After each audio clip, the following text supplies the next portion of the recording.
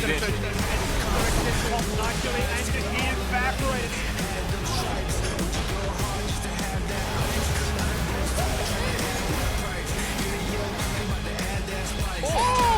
Oh, Kissing!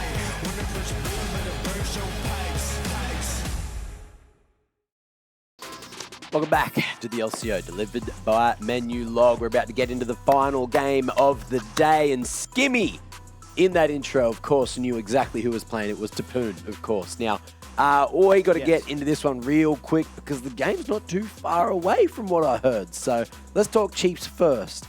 Chiefs are a team that are undefeated, and I dare say they're going to continue with that going forward today. But Kanga's a team that may be able to push them to it.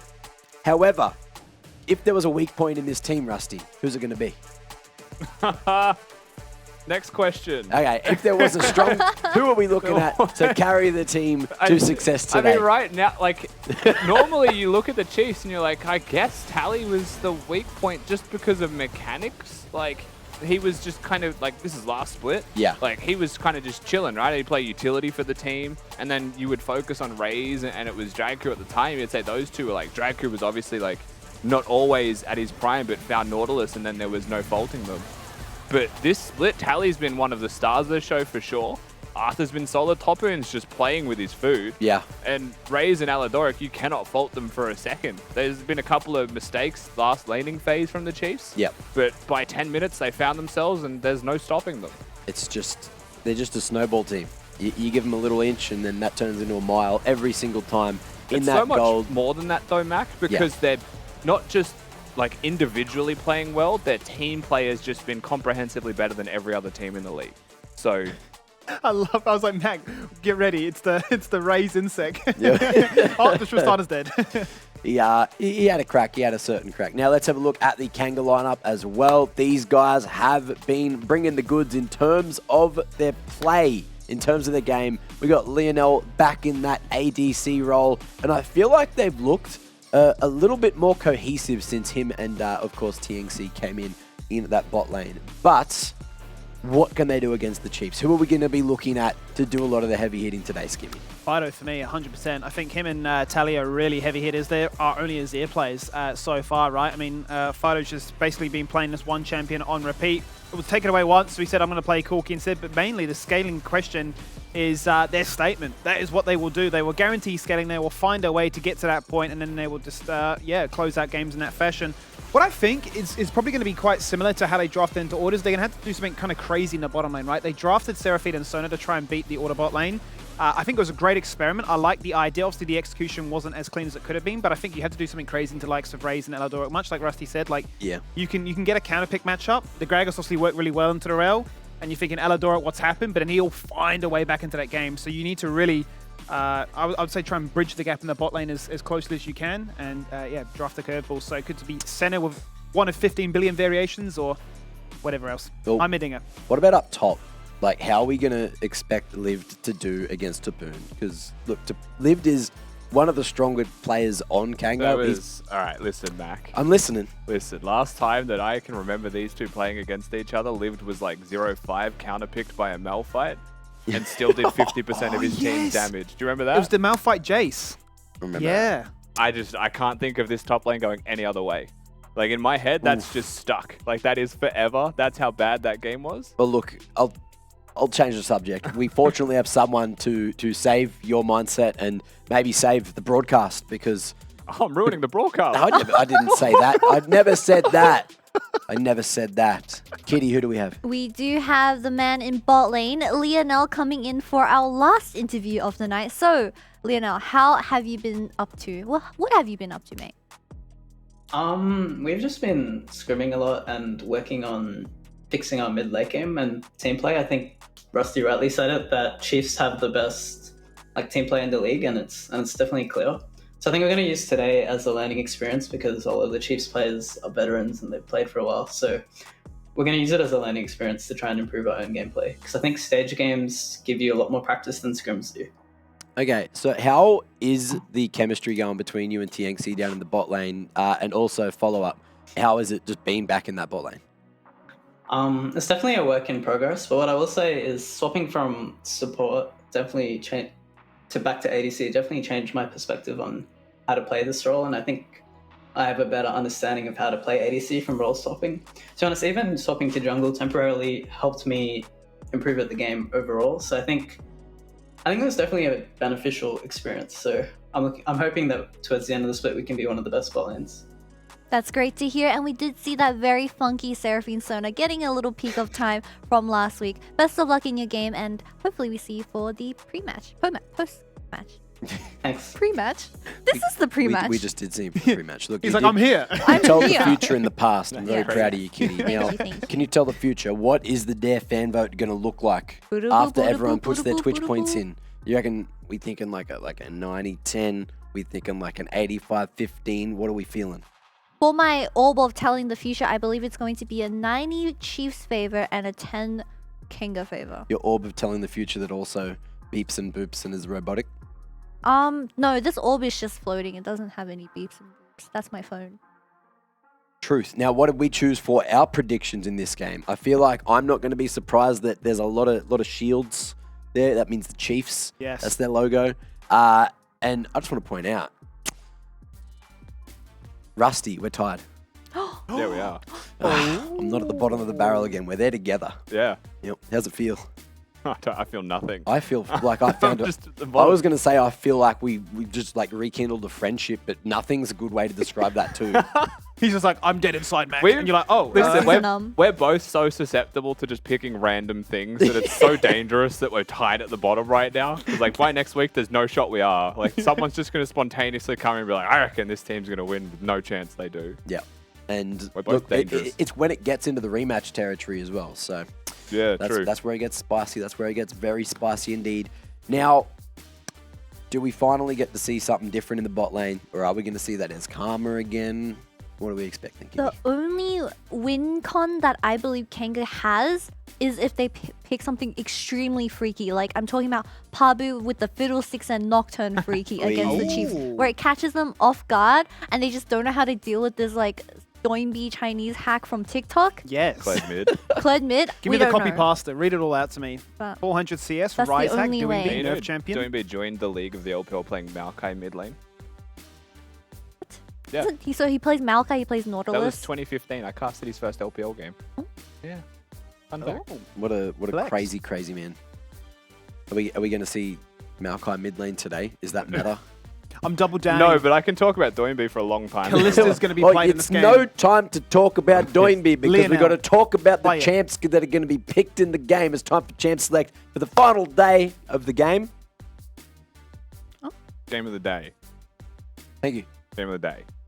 I don't care what he said. Carry on talking about Doinby. I can. He's my favorite I'm pro going to sit player. back. I'm going to sit back. I don't want to make this big monologue about Doinby, but he actually is one of my favorite pro players because he changed mid lane by playing his own champions, not meta, which was very successful for him. He's obviously won international with it, Mac, so he's quite acclaimed. Anyway, we've got an Ezreal locked in, so we're not reinventing ourselves. We have a Yuumi banned though, so it's going to be more the Ez Karma spec. Zeri and Yuumi both getting banned quite often as separate entities, which is interesting. And still we have seen no Callistas being attacked, being approached. The Chiefs, I don't want to say I'm surprised whatsoever, have gone towards more of the Kai'Sa style. This is a style I would like to see more teams in the league playing in the first place. I enjoy it. I think the proactivity that comes from it. The rest of the world is still playing engaged supports, just to be clear. We haven't seen it, but the rest of the world still has it. Not every game, but it exists. Maybe it's just a guilty pleasure for us down under, right? Get some Enchana gameplay in. We have one engaged team. Crazy that they're undefeated. Is that wild? I wonder why. It's just crazy that that team hasn't lost. Do you know what I find actually hilarious, though, is that they ban away the Tristana. These are our only 2 Tristana teams. Yeah, true. I guess the Tristana is flexible as well. Like, I mean, banning away the Trist mid is a sign that Tally wants to be like a Corki or a, like an Azir himself. And it kind of bottlenecks Fighto. It feels like once the Trist is gone into scaling mid lane mages, which is definitely the Tally paradise. Sure. Just being able to match that, you pick Azir, he goes Swain, he's really happy type of tech. And the Chiefs, I think, alongside that, right, they've gone for the Viego. They have the flexibility of a Sejuani top lane now. They're holding that pick. Would you believe it? Wukong going to be banned away, so we do have some adaptations. Very curious to see the Chiefs going to get rid of the Corki now with that Trist, though. Yeah. Do they go the Azir next? I know Tally's got a very deep champion pool. A part of me wants them to let the Azir through and just see what they conjure up as a response to it. Say, have it. Be comfortable. Do what you want, Fighto. I mean, you can go Silas, right? You could just try and match him, fight fire with fire. Especially on red side, you probably are going to be blind picking your mid lane matchup. That's the only concern that you have right now. The Chiefs are probably going to counter pick for top lane, unless it's like a Sejuani, right? But they've shown the flexibility already through both players. I don't know if there's a flex pick anymore. I think that's a bit of a dream now, but you've also got options like the Kale that still exist on red side. Absolutely an angle if you want to go for Topoon as the hard carry. But I'm expecting, just because it's a Kai'Sa, Rakan, tanks and stuns and CC. So like Swain, Sejuani to me is the Chiefs composition, lock that in. The energy that I'm getting from them. We are banning away a lot of those engaging champions, as you say. GP taken away. Chiefs ban away to Nar. What's the last ban here from Kanga? What do they conjure up? Yes, there is that Kale as well. So Chiefs feeling pretty confident about where they go with this one next. What do they lock in here, though? Would they just go for the tank? They got the Sejuani. This is what you wanted to see, right? If you are going to go Sejuani top, you pair it with a carry jungler. Yeah, you play it with a melee carry jungler, and it also makes sense in their composition because they've gone for the Kai'Sa comp, right? The plasma stacks from her passive with stuns that connect. Sejuani fits the bill really nicely here. And Tally gets flexibility in mid. All he needs, and it's not even, like, he just goes a magic damage champion if he wants, and he's fine. Right? So you wait for Fighto to lock in his Azir. You go Swain or something of the like, right? And then you've got that tight matchup, and you're pretty happy with yourself. Tally is also a Veigar player, just quietly while this is being hovered. Fighto is going to throw the gauntlet down. A lot of scaling. The Kanga are the scaling team, if you've learned anything about them this split, isn't it? So you basically called Chiefs draft it. You said lock in Swain and the Sejuani, and job done. We're happy. That's what they're hovering right now. Would he ever consider locking in something like an Azir? Yeah, you can switch up his champion for sure because he sees the Veigar matchup. Something that is mid to long range, so like Swain's E is pretty long range. It's something that helps a lot for setup with the rest of your team. The Xerath pick is an interesting one because it is more about yourself than it is the rest of the comp, right? He is basically, at this point, Tally has said, I'm looking at my opponent team, I'm not worried. I'm going to outrange the Veigar in lane. I'm going to try and force some magic resistance potentially there from Fighto, and then Arthur comes in, one hits you, right? Or Raes comes in and one hits you. The Veigar pick is actually really nice for a couple of reasons. One is that Kai'Sa can't ult through the cage. We've seen this actually countless times in team fights. Raes tries to get into the fight, for example, stunned on arrival, just because he's stunned trying to dash through that one. Topoon can't get out, Aladoric can't get out, right? So there's actually really nice value in this cage. But it is scaling, and it is measured in lane completely now by what is presumably a first strike Xerath that's just going to scale up to those first items. And the Chiefs can absolutely snowball this game out of control by controlling the top side of the map. Last game, the question was raised by Tieng, why would you come top and gank me? I'm just a tank Ornn, it's useless. This time, you get the money into the pockets of Arthur, and you're actually really happy to transition that gold around the map as he's a genuine carry. Yeah, the Viego gets the flourish as opposed to an Udyr that just gets to become tankier. Certainly is a consideration, because if Arthur does get himself snowballed nice and early into this one, he can literally pop his head into any lane and say hello and walk away with a few more 1,000 gold to his name. I think the Xerath pick is certainly an interesting curveball, right? You say it's very much an independent champion in this draft. I guess really what I'm getting from this is, you know, you can poke, you can harass, you can try and dissuade Kanga from finding that ideal setup of their own. They're low enough. And also you got the hard engage. You can just pull that trigger with somebody like Topoon from a flank, or Aladoric finding those insane angles that he's got a reputation for. And then Raes just builds up the stacks and goes to town with it. Do you think Kanga have thrown enough in this draft? I mean, I think Kanga have done a lot of things to be happy about. The interesting thing about this game, we'll talk about draft first and foremost, of course, right? So Kanga have gone for a lot of scaling in the Ezreal, a lot of scaling in the Veigar. But they've also got a lot of aggression through Foreigner and what he can provide early game. They've also got a lot of I want to say team fighting potential at level 6, right? They hit the cage, their base damages are still fairly high. Fighto going to smartly disengage here, knows that you can jump over the wall with the Rakan, so he's not going to be at risk, so we can continue this point. I think if Kanga want to have a fighting chance through the early game, Foreigner needs to find angles. But that is really difficult to do. While his team has some setup, it's a tank v tank top lane matchup that can be volatile at times, but there's the ignite advantage for Topoon, so the trade advantages go his way. If he's going to force trades as lives, that's presumably baiting, and that can be read. Fighto has a cage.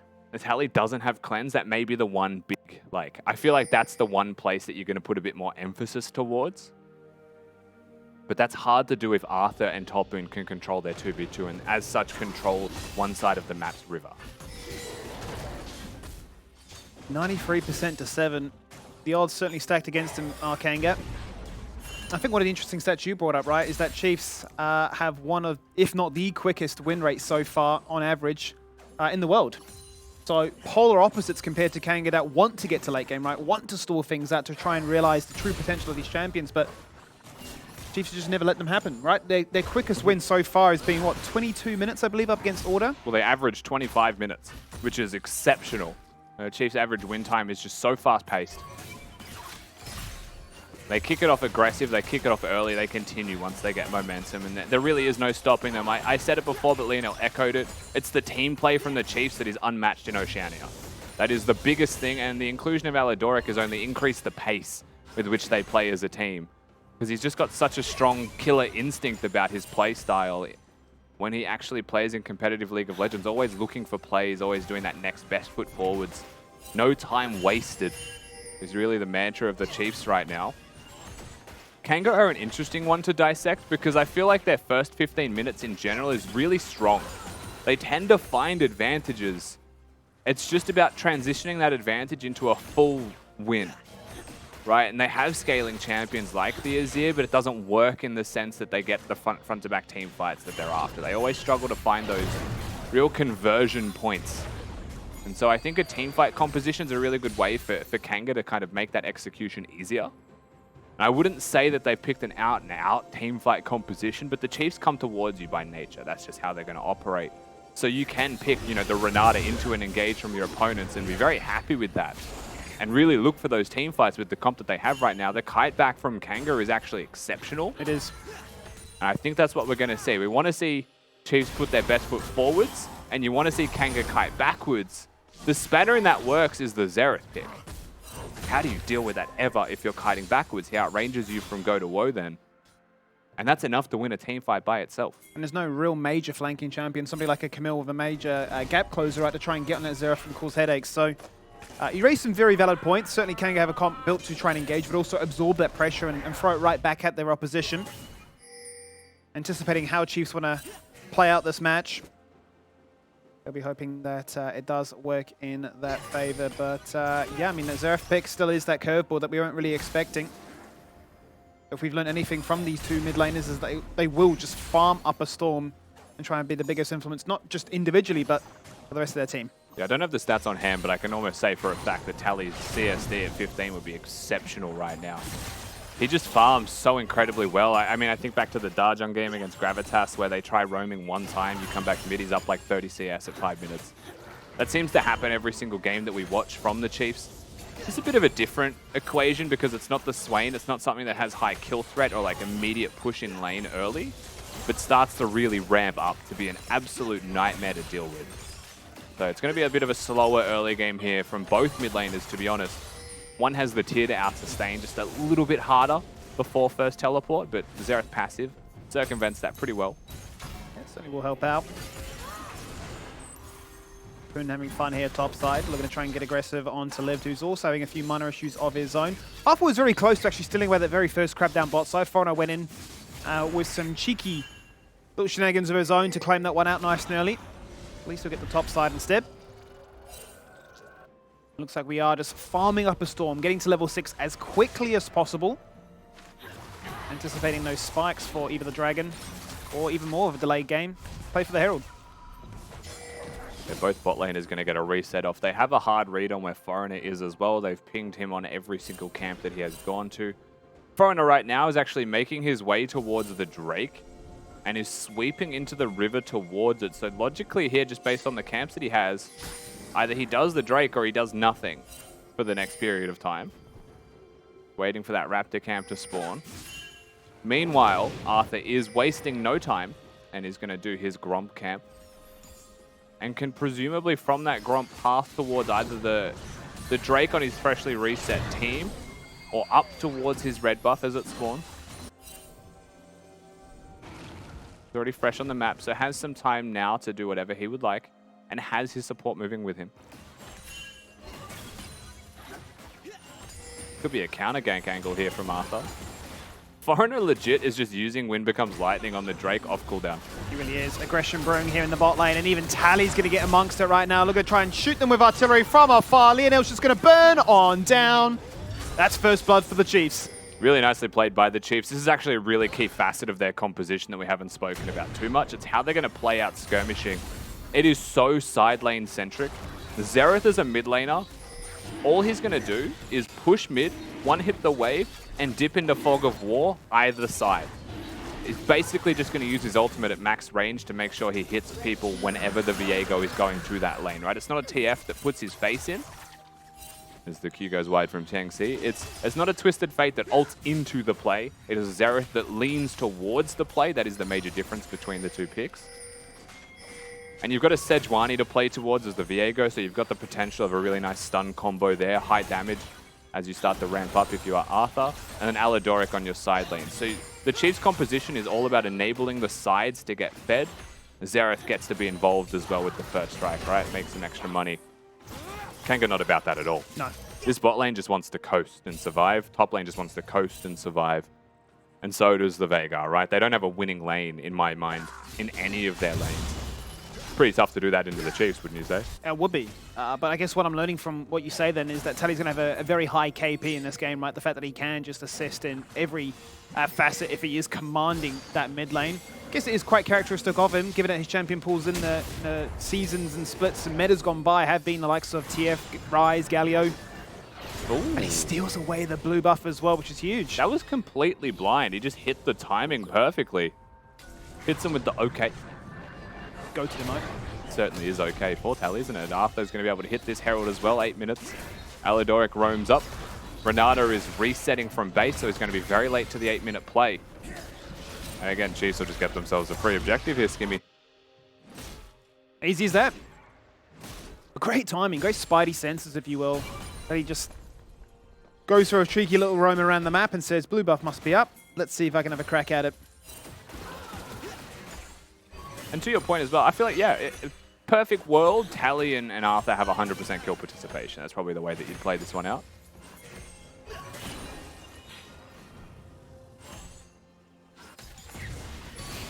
Let's see if Kanga have anything to do to answer back, because that's a flash straight out of the cage. A charm found by Aladoric. That's one way you can beat the Veigar. You don't get CC'd. What can he do? Yeah, that was actually really well played by Aladoric. He ults and is committed to the play, flashes the wall to dash towards Arthur to then use the aggressive grand entrance forwards, right? That was exceptional. Just a small little mechanic, right? But that's one way to deal with Fighto completely. Take him out of the game. Xerath from mid lane presses R, gets involved in the mix. Chiefs just continuing their business, continuing their course. If Kanga want to take anything from this game, so far they've just been done. They've just been handled. It is on them to try and come up with a reason to learn something, because so far all they're learning is that the Chiefs are better than them 9 minutes in. Let's check in with that total gold then and see exactly what the damage is looking like so far so early on. Tally right at the top there, sitting very pretty. 2 kills, he's part of them all. You know, fun fact, by the way, while we're looking at this top matchup, it is such a boring matchup, but there is one potential thing. If Lived ever goes for Aftershock on Ornn, not every Ornn's going to. It's more likely into a Sejuani you'll go Grasp. You can actually stand on top of his Q pillar to force the Aftershock proc, because that's a displacement. Okay. So if you're going to dive him or your team's coming up towards it, if you waste a Q on a minion wave, just cop the Q knockback, proc his Aftershock, and then he's going to be fully susceptible for a real dive. That's a free one. Free tip. There's your The rest will cost you. Your ELO hack for the week. That's it. In a weird world that an Ornn for some reason doesn't have Grasp or Unsealed Spellbook, and is griefing with Aftershock. You'll get that one mention. Hey, thanks, Rusty. Thanks for this. I've demoted to Silver too. Perfect.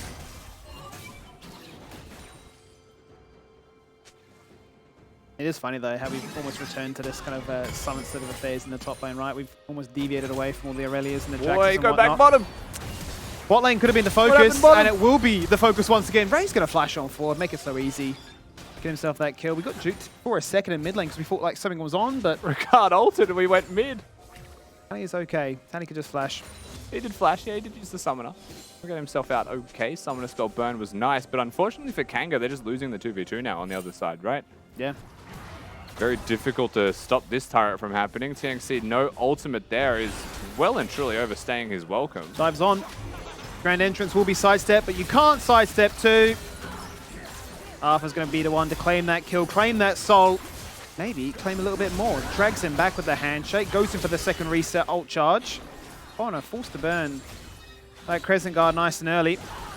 Sure. And out comes the artillery barrage. 1, 2, and 3. That's all it is. You're joking, Raes. Oh boy. He's What got a the bounty snipe. hunter there as well, Skimmy, so extra 110 gold into the pocket. Happy man, bottom lane. Skill shots don't miss. Those skill shots don't miss. That was 2 Xerath ults and Lionel. Going for it again, running it back. Aladoric taking out the turret with the last stretch of his mana. He does just enough to guarantee that this bot lane dive has worked, would be an understatement. Worked 3 times, right? I feel like. Lionel dies, respawns, walks to his turret and dies from a repeat dive. They've been there for that long and it is still successful. Meanwhile, mid. The classic, the Topoon roam from top to mid. He is your jungler. And he might just die to ignite, just burned. Foreigner should be able to defend this turret from falling, but it is the long-range assault and barrage that you will get from Tally. One of those hits and suddenly it's very difficult for you to stay in lane. You've also got a Cloud Drake up and ready here for the Chiefs. They should be able to easily transition to this one off a reset. Their bot lane 2v2 is so strong. Mid priority doesn't even matter at this point, but he has the blue and he has priorities. So we'll work our way one step at a time towards the objective. I feel like at this point, the Cloud Drake is an afterthought. They want to see if they can get something more meaningful prior, but they can't, so they'll just concede for the free thing. Foreign is still farming mid just quietly. Hasn't had a reason to leave it yet. There's been no Veigar. Back lane they go. Although one thing we can say, which is positive, no Cloud Soul this game. Mountain Soul. Oh. No damage, no big numbers No today. damage Soul. We just want to be tanky and fast. Couple of beefy boys. Sure, the Sejuani and the Ornn are cheering at the prospect, but that's about it. They really are the only 2 people. Divine Sunder, a love and life. It's not much to cheer about as a tank v tank top lane, is there? But Mountain Soul is one of them. So you take what you can. They claim those small wins. So It you mentioned really before. is, like, yeah, go. You go. What I was going to say, you mentioned before that you were comparing the comps, right? And you're saying that Kanga just losing Every lane. pound for pound, lane for lane. So what are we looking at realistically here for Kanga as an out? Are we just praying that this game goes the distance? It goes post 30. Yeah, I mean, you can scale with Ornn, giving the ornament, but hold that. Yeah, I don't know if we'll even be given a chance to let that happen because that's a cheeky kill in the mid lane. Mid turret's also about to die. Fighto's really just trying to survive. Arthur ulted to dive that turret just to get some space. The barrage goes out once again. The 4th and final shot does connect. And Topoon did land his ultimate, but just lacking the damage to get them. So here's the thing, right? Like we can try and give Kanga out. We could sit here and justify what things that their composition can do, but we can all acknowledge, because this was even acknowledged by Kanga prior to this game, that their opponents are just class, right? They're in a different caliber to the rest of the league presently is the Chiefs. So to go up against them, Kanga were looking for learning opportunities and lessons, ways to grow and develop from a game like this, but so far they're staring at getting absolutely nothing. I think as far as we can tell, this is looking like a perfect game from the Chiefs in the making. They've had every single objective so far, and they haven't given away a kill. Arthur doesn't have ult, so he'll have to flash. But again, they really are staring down the barrel of a perfect game. What can you actually say for Kanga in this situation? Or can they find a skill onto Aladoric? That is the question, because he's been stunned, locked inside that cage, but he just turns it around and says, I don't have an ultimate, but that's not going to stop me from being aggressive. Looking to try and get that kill on towards Tieng's seat. He's forced to burn that flash as well, and then cops a massive Q from Tally after. I mean, the Ludens is there, 4 sacks on the Dark Seal. We're getting close to one-shot territory. And what I would really say is three lanes that don't outright win at all, right? Ornn into Sejuani, it's an Ignite diff as well between the tanks. It's very difficult to play that one out. I think junglers are both fairly aggressive early game junglers that, you know, play more around their lanes than just themselves. Xin often likes having something like a LeBlanc in mid lane, right? For example, that has good setup to enable you to hit the W. W connects and becomes lightning connects, and then suddenly you're going in for the maximum damage. Here we go, Topoon. On you go. Skill shot. Ezreal shift. And it's just dead. I mean, what more can Lionel do, literally? Dodge harder. Oh, maybe that. I suppose complete boots, so you can dodge faster. Tally's really had the read on him, though, with those Xerath ultimates. It's certainly a difficult thing. Not sure what the play was there from Liv. Well, Fighto committed as Predator, so they were potentially hoping that somebody from Chiefs overextended, but it wasn't to be the case there. There's a teleport coming in. The play's on top. Aladoric's on, Shrelly is in, quickness active, and a charm connects. That means Fighto's dead for the 3rd time this game. Liv now forced to run away down to 50%. He needs to try and back up his team in the river as Tieng hits the ultimate. We're going to fall on down. Self-cast bailout does nothing because nobody from Chiefs is low for an execute. It's 12-0. Suffice to say, I'll bring the spawn mannerisms back into the LCO for a second. This is looking like the makings of an absolute shellacking, as he would say, and he's very strict on the usage of that. So if the Chiefs keep this trajectory, then we can definitively say shellacking. But so far, in my own words, it's a spanking. And it's just going to continue as such. Herald gets another charm, a charge. Turret falls down, mid's in control, top's in control. They have no places that are losing. The other thing that I was going to say as well, every time I try and say it, Lionel's just being engaged on. Topoon is just trying to do it all right now. He's just there, but he is doing it. He wants to be at literal... Okay. Someone think of the children. I love watching Tally's cam. He's just cracking up. He's like, it's too free, man. Make it stop. Mercy, is there a mercy rule? Even Lionel's sketching out. It's just like, man, this is not fun. It's not fair. Does League have a mercy rule? Needs one. It does. 18 minutes in, 11,000 gold, and absolutely 0 things have been picked up by Kanga. Not often you see a perfect game. Might start talking about Doinby again. Sure. But he's just... I can lean back in my chair again. Almost want to use the mid-beast copy pasta for him. That's my default there. Here we go, Raes. How's your nerves in 1v2? We don't talk about that. We'll talk about this instead. Aladoric jumps in with a 2-man quickness. Only going to be a 1-man grand entrance afterwards. Foreigner goes in and says, what can I do? Not much, apparently. And Liv's too embarrassed to see the daylight. He's going to run back home. But some nice flashes, actually, to try and disengage the play. But Liv's still being run on down. And it makes it 5 for Raes. Liv has indeed discovered that the Ornn does not actually open terrain to make a passage to safety. It is a very dead Tieng here, Skimmy. It's just going to continue. Tally pressuring mid. Chiefs going to pressure top lane. I think, in reality, Kanga have decided the Mercy rule is going to be of their own behest, and they will just continue to make plays until the game combusts. That may be the case. Tally looking for it. 4th and final shot, it connected. But Lionel won't die to it this time. He's very low. Foreigner jumps in. They've got a kill. It's not a perfect game. It's not a perfect game. The mental warfare's been won. I have distinct memories of a perfect game from the Chiefs' last split that was ruined by Topoon dying on Kennen. Do you remember that? I don't. That's happened before. Jesus. Okay. We're just flashing in now. We're just trying to do a little bit of limit testing right there. Oh no, he's charged into the Veigar.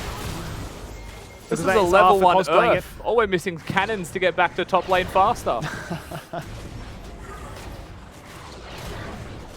I was so ready for the perfect game and the fastest game. This is like when I get Leona in ARAMs. It's dangerous. I'm in. 0-10 or 10-0. No in between. Yep. It's too boring standing around otherwise. All the posturing.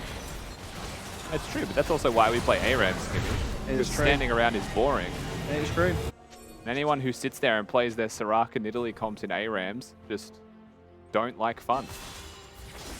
I do enjoy those games we play where 5 minutes in you say, I'm bored. And then just go in for a 1v5 engage.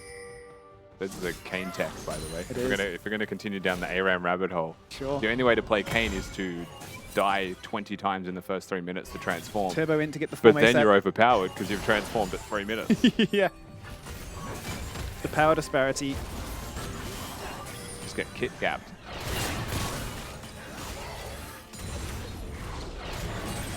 I don't want to bring this up, but 3 full items for Raes compared to 1 and a couple of... Oh boy. He sees the Predator, he's thinking, where else could he go? Zombie water a little bit too late. Now, You every look up time and it's a Lionel's on my Xerath screen, it's always Xerath. It's always Tally looking to try and make his life a bit of a misery. It's 0-5 already. Give him a break. The Chiefs won't find that break. They are just finding bloodlust. 22 kills to 1. Might not be a record breaker in terms of fastest game. It might not be a perfect game. But it's quite possibly been the most dominant game in Split 2. Oh, by far, this game has been the most dominant of the split. It's asserting, Raes is diving, everyone's dying, Skimmy. And I feel like the inevitable is finally happening. Well, I think it actually is going to be the fastest game. I think 22-44 was the score against Order. So, they're going to shatter that one. We were so close to Exodia, but one death on Topoon ruins the storyline. But ultimately, Chiefs close out day 1 in phenomenal fashion. And I am getting flashback at Tally. Tally's taken out the screen. That's what he did to Lionel. He's just KO'd. He broke him. He's black screened it. He's gone. He actually punched his webcam off. We We've got do no need... Tally. I need to go to that VOD, snip that one portion, and I'm just going to send it to Tally on repeat as a GIF. I hope that isn't the post-game interview just quietly, because Tally's gone for the night. He's gone. He's had enough. He's done. Guess what? He was. So He's we're either going to gone. be talking to a black screen or maybe having a chat to someone else. Who knows? Either way, what a game. Devastation for every single Kanga fan out there. I feel like, look, we looked at the Dev fan vote. I think it was 93% to 7, which was like even less given to Kanga than what I gave him with the 90-10 sort of prediction earlier. But I thought, look, looking at what they did in the early game, there maybe could have been a chance there. They were staying relatively close for a little while. And then we spoke about snowballs in the pre-match. And that's all that game was, right? Chiefs just making right move after right move, you know, perfectly blind, bloody blue buff stealing coming through from Tally. That'd be a highlight for me as well because it got him that little bit of an edge, and then his sniping as well. It wasn't just on bloody neutral camps, it was also on champs. He was just hitting every single orb onto everyone, not letting Lionel have an bloody breath of oxygen today, was he? It was such a rough game for Kanga tonight. Being 1-22 is just not much else to say, but I do want to highlight how silky smooth Aladoric's Rakan combos are. It's literally aesthetically pleasing in terms of League of Legends gameplay. And I don't know if the public knows this because I'm a Douyin user, which is the Chinese TikTok, but I believe someone on TikTok actually clipped Aladoric on Rakan at Worlds, and it got like 50k likes. Oh. So that's how famous or how good his Rakan is. I believe he flashed onto it was Cloud9's ADC, Ven? Yeah, it's Ven. Ven, and yeah. I sent that to him and he's like, oh my god, people actually like my Rakan. I'm like, yes, 50k people like your Rakan. It's nuts. I liked it today. It could be 50,001 people, maybe even more if everyone else enjoyed it today. We got stats, we got graphs. You know what that is? It's like the EKGs when they flatline in shows. That is Kanga have just flatlined. You have to give it to them. They never gave up. They were still fighting. They were still trying. Even if Chiefs hit him with their wallet 3 times over, almost just shy of the 20k gold lead. What top Support literally says team gap. And Renata did most No, damage. listen, the reason Renata did the most damage is because the ultimate makes the Chiefs hit each other. Oh, true. So Renata made the Chiefs do the most damage for Kanga. Big brain time. Well, you guys mentioned it during the cast. We mentioned it on the desk. Lionel mentioned it himself. You know, Kanga knew that Chiefs are just a class above. And Chiefs definitely outclassed Kanga today. There's nothing else to really say about it. But look, that's all the games now done for the first round robin. It's just rematches from here on out. So we got the first part of a lot of the head-to-heads. That's an interesting thing to start to talk about. Yep, third of the way through. 1/3 of the way to DreamHack finals, eh? Ooh. Or 1/3 and then a little bit. Look, I have heard that Tally has unpunched his camera, and we do have him here for the post-match interview. Tally, how you feeling? Did it take a while to get your camera working? I don't know what happened. It just fell off. It was really weird, but it's back now. Going good. Yeah, good excuse. And someone else that fell down was Topoon, where he died once in your perfect game. So what was the team's response when Topoon sadly fell down? I mean, I think it was from like the 12th minute. Like we calmed out, like, let's try to get a perfect game. So we were all like really working really hard to like not give them any objectives. As you can see, like we're matching everything they were doing. And I don't know, I think we got like too excited or too happy in the game because Topoon did fall down, and that ruined everything. Mate, I liked your Xerath gameplay. There was a lot of sniping going on. I said it just before, not only on players, but that blue buff. Was it just intuition? You knew they were doing it when you stole it? I think it was like 10 minutes in, 7 minutes in or something like that. I don't actually know how, but I had vision of the blue buff the entire time. So I saw the health bar from when they leashed it to when it was like 200 health. So like, yeah, I knew exactly like the health it was on when I was like queuing it. Weird. Very weird. That's interesting. Maybe someone hit the water and it just showed vision for that entire session. Maybe. But this is a very hotly debated topic on the couch between me and Rusty, where we were discussing who is the best mid laner in LCO currently. And other than yourself, of course, who do you think holds a challenge for the mid lane? I'd say like Yuri, without a doubt, is like the best. I think he's better than me right now. He's definitely playing really well, but I just think he plays like awful champions in mid. And like when he starts playing good champions again, you'll see that he's like a very good mid laner. Okay, so and now we're finished with this first round robin, right? You've played all the teams. Direwolves is probably the team that's come closest to beating you guys. Would you say that they are now that sort of like second team for the moment? It's just sort of like a test of this second round robin to see how they do? I'd compare it very similarly to what happened with Peace last split. Yeah. I think they're having like an extremely good like early season, but I don't think they're the second best team in the league. But like I gotta give it to them. Like I think their games where they win on stage, it looks really good. Like they're not a bad team at all. They're just outperforming everyone when they play on stage. But if I was comparing it to like scrims, I don't think they're the second best team. So like I think they're doing very good, but I also think the other teams, like when they finally step up like and have good stage games, it'll be better. Cool. Well, I do have a word for you, which is F in the chat, because you failed your perfect game, which was by Topoon. So let's just all type F in the chat as we end tonight. And thank you for the interview. Hope you have a great day. Thank you very much. Good night. Pay those respects. The gang signs again. I figured it out. That's the phase up. I think it's with the wrong hand though. There we go. You guys got it? Yeah, beautiful. Yeah. No, wrong hand. Right, you got it. To camera, you got to do the... Beautiful. Anyway, look, that was that. Let's talk MVPs. Who was it? Aladoric. Aladoric? Ah, easy. Alleyway. What? Ah! Do not speak his name. You actually cannot give the sinner the perfect game breaker. Not allowed. Anything. You're not allowed, Skimmy. We don't get pentakills. We don't get perfect games. No. We're the LCO. He can have a dare, but not the dare MVP.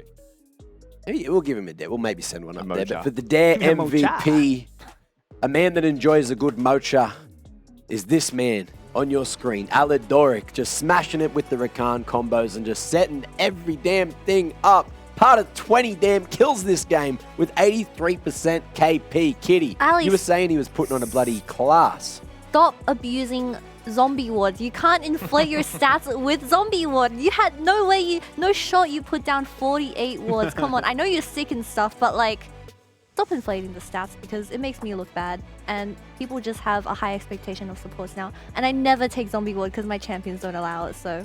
What do you mean? Because you play on Yumi and you don't clear wards? No, because all enchanters usually don't go domination unless you're a Giga Chad, which is like true. rogue and stuff, but I'm never a Giga Chad. So.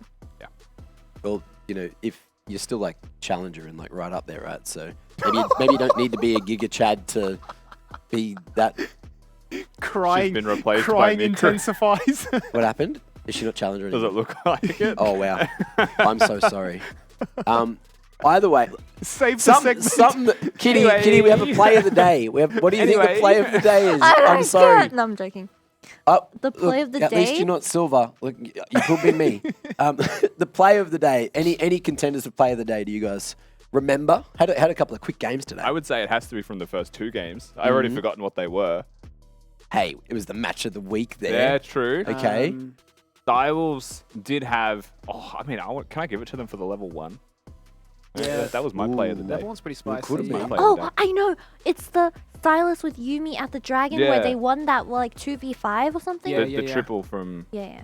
Human. Probably that. Well, let's have a look at what it is. It is at the Dragon Pit.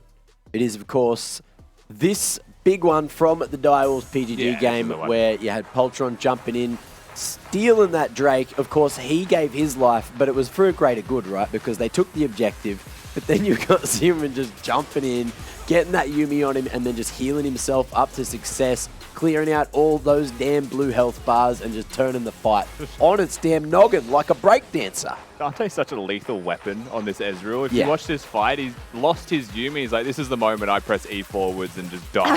Yes. Like, the rest of the team's just kiting. Dante comes in with a sick angle. He'll eat over, hit everything. You're like, this is a good angle, right, for the Ezreal to start playing aggressive league. Stack the Conqueror. Oh, Human comes in, he's like, I gotta die now. I've lost my Yuumi. Nothing's worth it anymore. Nothing's It's like worth it. such a feels bad as well for PGG there because they like entered the pit perfectly. You had the scuttle vision, which didn't catch that they were actually doing the Drake. Someone like it was either just pure Praetor's timing. Praetor revealed himself, yeah. Yeah, well there you go. So Praetor walked over, let him know just at the wrong time.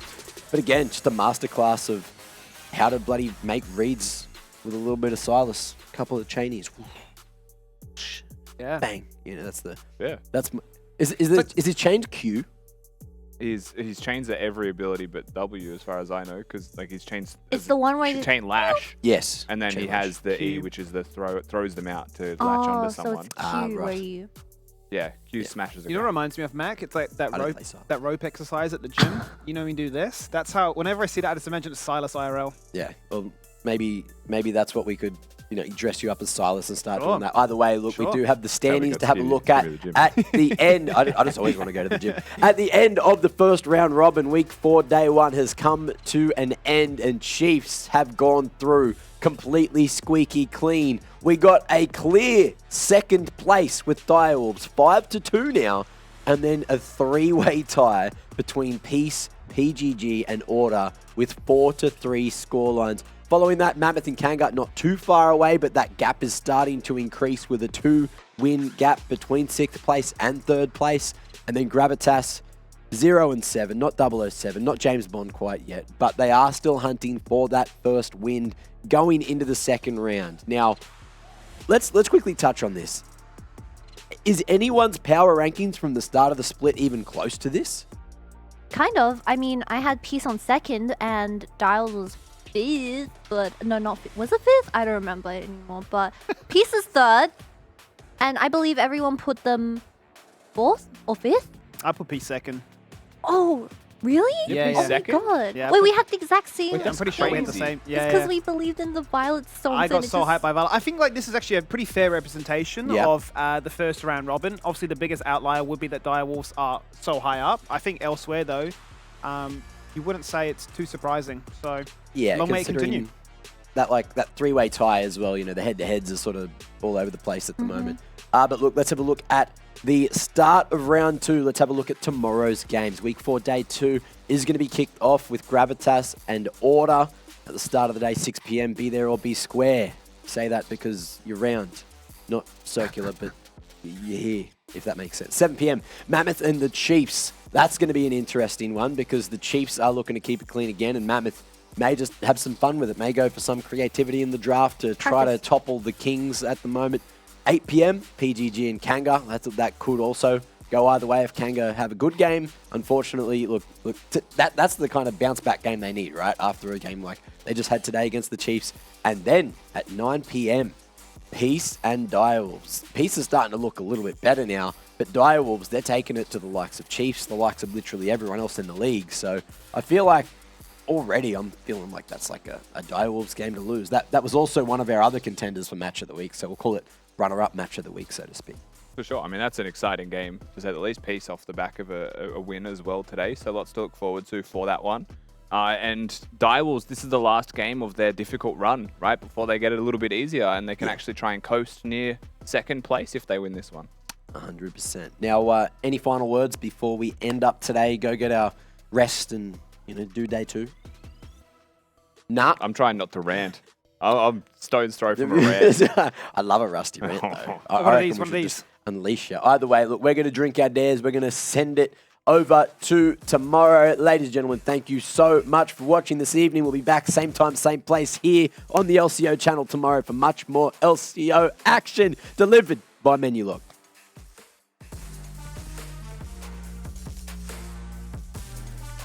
Right now, the Baron's still engaged right there, but Goodo jumps in looking for kill towards Padmos. It's been turned berserk and just falls on down in an absolute heartbeat. Double kill right there as the Cookie shreds them through, making a triple. He's on a quad. Oh, give us that pentakill. Surely he's not going to be denied, is he? He really is. It was the Twitch. Fiver got it. Oh my. Bishop Raj will look to try and reveal. Zoran is still mega. He's got flash as well. He could look to try and shut them into the wall. He hit it onto Yuri, but Yuri went into the blood pool. Out goes the team fight as a result afterwards. Look to try and get that team fight win. Dante untouched. Dante so strong. Prototh is dead. Assassinated by the bear. And Zoranis goes back to Mini, but doesn't fall on down. Double kill for Poltron here, looking for that first ace of the game.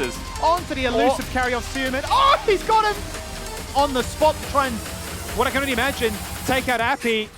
But that doesn't do anything. Toppy's now being caught trying to put a bit of a flank on from the side angle here. He's got his ultimate. He's going to try and chuck it at the last minute, but he's just going to die for it. The disengage angle here from Floppy's Renata is nice, but that's just going to be run down to a headbutt into the wall, and Tieng gets that kill too. The teleport coming in, the play's on top. Aladoric's on, Shirley is in, quickness active, but a charm connects. That means Fighto's dead for the third time this game. Liv now forced to run away down to 50%. He needs to try and back up his team in the river as Tieng hits the ultimate, going to fall on down. Self-cast Bailout does nothing because nobody from Chiefs is low for an execute. Hey, look, menu pog. Who is your favorite character from Spy X Family? And there's only one correct answer. Oh, I mean, it's just gonna be Anya, right? I mean, it's just the most adorable character of all time. It's just, it's the perfect creation. It was genetically modified to be the cutest thing ever created by humankind. Nothing will ever beat it, ever again. That's the one. Well lived. Thank you for joining us for tonight's interview, and wacko wacko! Oh my god. Alright, thank you. See you later. Bye. I wish I knew what was going on. No idea.